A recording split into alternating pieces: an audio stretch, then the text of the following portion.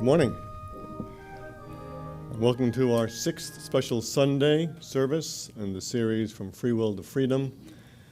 And today is quite an exciting day because we get to the graduation of life on Earth. We're going to study both Ascension, the 6th freedom, and interplanetary existence, the 7th freedom, along with, of course, the blessing on the planetary ones. So it's exciting, especially because these freedoms take us beyond all teachings that have been given on Earth in the past, certainly all open teachings that have been given.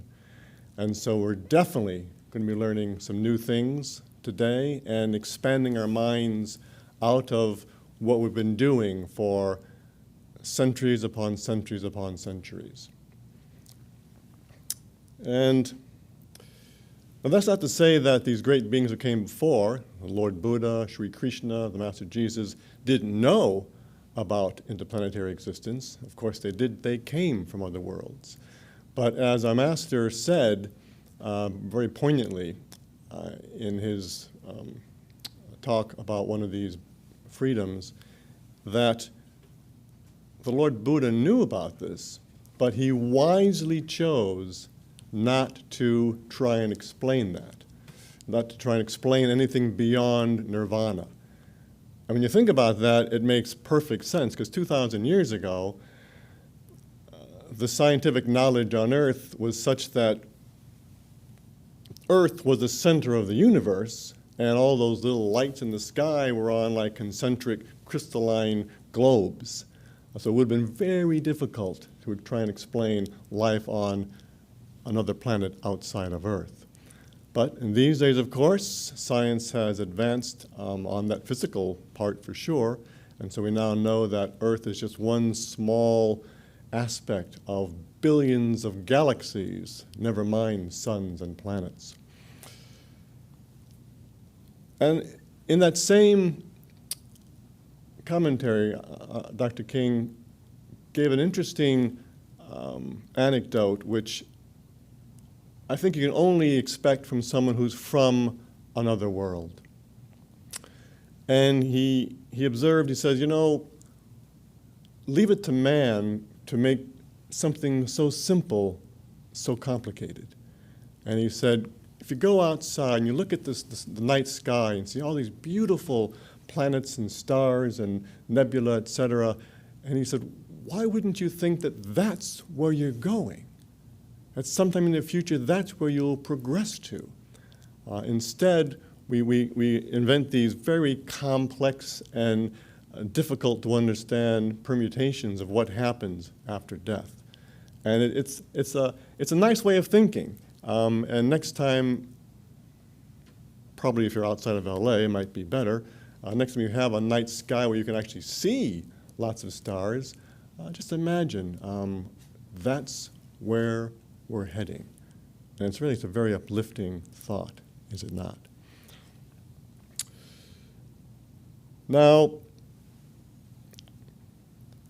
this is a service/class, but because of the importance and the newness of the teachings today, we're going to slide it a little bit more toward the class, a little bit less toward the service. So I'm going to jump in and do some practices, and let's really kind of get our brains and our hearts and our psychic centers opened up so we can really take in this new, beautiful, and most inspiring wisdom given by the Karmic Lord Mars Sector 6 to our beloved spiritual master, His Eminence Sir George King. So let's sit up straight, wherever we are. Relax our shoulders. Slow our breathing. Let your mind go upwards beyond Earth into this beautiful cosmos.